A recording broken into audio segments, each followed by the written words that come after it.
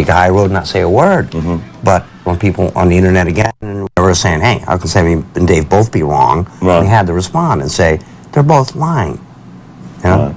But anyway, you know, to me, again, with Gary Sharon now, it's seamless again. We're just moving on. You know? All right, going back to those years with David Lee Roth, again, as I It's kind of an expensive name, isn't it? Bigger and bigger. How much pressure was put on you as the songwriters, etc., to come up with the goods time and time again? I mean, you know, there was... None at all. Not at all? No.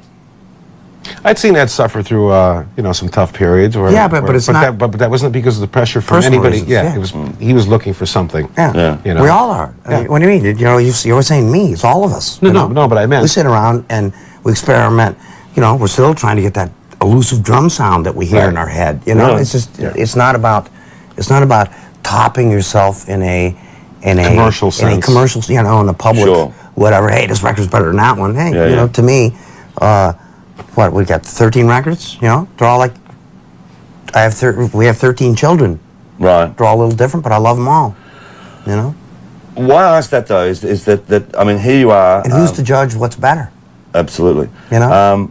I mean, the pressure was really on, but as far as like you go out touring all the time, and then you come back and do another major album, out it would come, back on the road again, and you've shone through all of that. Whereas new bands today tend to sort of have, I don't know, sort of some vulnerability and tend to almost disintegrate within, you know, a couple of years because either A, they can't take the pressure, B, it's something else. You know? I think what most people don't realize is that even though we made our first record in 1977, which was released in '78, we were together for about 7 years before that. Yeah, we've been playing in bars, you know, 5 hours a night and that kind of thing. That's what we do.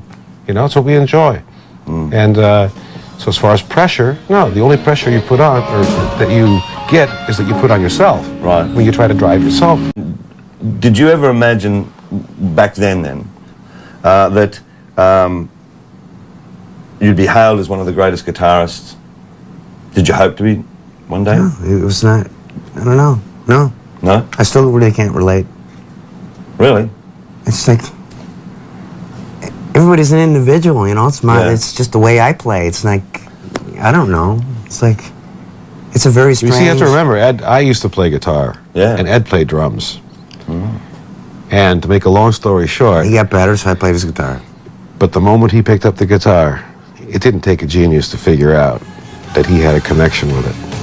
It was just, you know? it was just kind of a natural thing for me, just like drums for you. And it's you know, I'm very grateful to be blessed with the gift. And I think if you take yourself too seriously, that's when it becomes a problem. When you start thinking, I'm a guitar hero. You know? Right. I don't know. All right, Dance the Night Away. What is a guitar hero? Dance the Night Away. Dancing the Night Away, I guess. Playing the night away. Dance the Night Away is a song that didn't turn out all the way I imagined it in my head when I wrote it. Really? And I didn't like it at all either. You never liked it? Not in respect that there's the same way, but Ed, the way that the song didn't come out. But it doesn't really matter because it is what it is. It doesn't. It is what it is. But you know what's funny is we played a gig once with what was it, Black Sabbath, and I think Sammy was actually on that gig when we parachuted into Anaheim Stadium. Stadium. And you know, in a stadium, I mean, Sabbath music really works well in stadiums. I mean, it's got the balls. And here we are playing Dance the Night Away. When is this song ever going to end? Now let's play it faster. It'll be over with quicker. Let's get the hell out of here. It just didn't end up. I don't know. There's one section there that's kind of whoosh. Yeah. You know, I wanted it to be, you know, sort of a Spanish twist to it, this Latin feel and this dance. You have to remember though, you know, in the beginning when you start out, there are a lot of other people involved. Fair Warning, it was 80, 81. Yeah. 81, I think, yeah.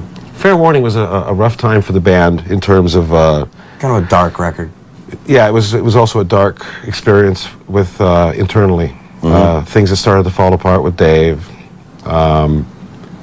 in terms of just being together as a band, you know. And Ed, as an outsider, I could see what Ed was going through.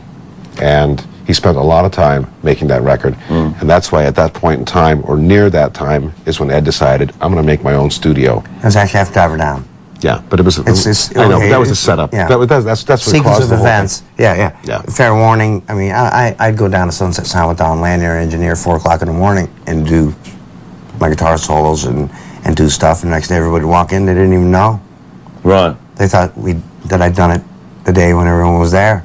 But there was a lot of it. They didn't know either. Regardless, it was more of a guitar record, and it was. There was no quote-unquote hit on it, according to Warner Brothers, so it was probably the worst-selling record out of the catalog. And I mean, still went multi-platinum, but there was no like. Right, you're talking about a dark period. Does it? I mean, some people and songwriters sometimes can pull from that. Absolutely. Yeah. Oh yeah. I think some of the greatest. I think some of the greatest music is on that. Fair warning. Fair warning. Yeah. Yeah. Oh no, I think every emotion, every. Edward Van Halen was born on January 26, 1955, and he died on October 6, 2020. He's been regarded as one of the greatest guitarists, and of course he was an American musician who was a guitarist, a pianist, a keyboardist, backing vocalist, and a primary songwriter of the rock band Van Halen, which he founded with his brother Alex. That was in 1972.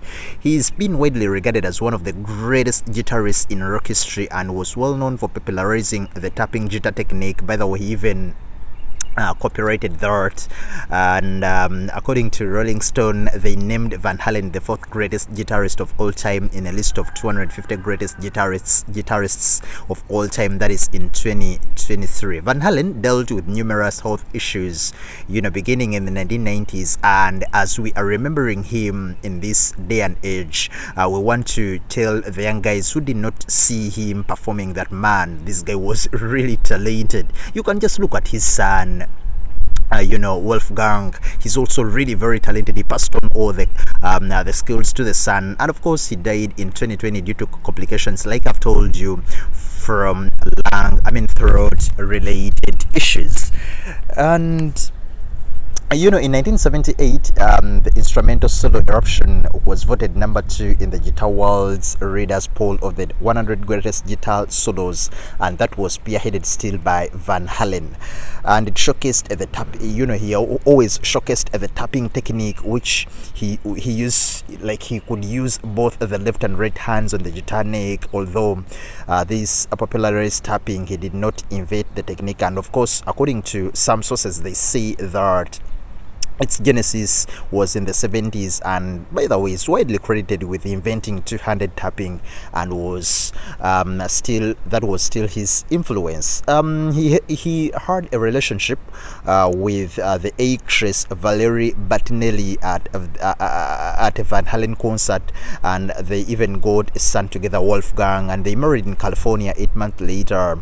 And of course, later on they had to separate, and the divorce was concluded in 2007.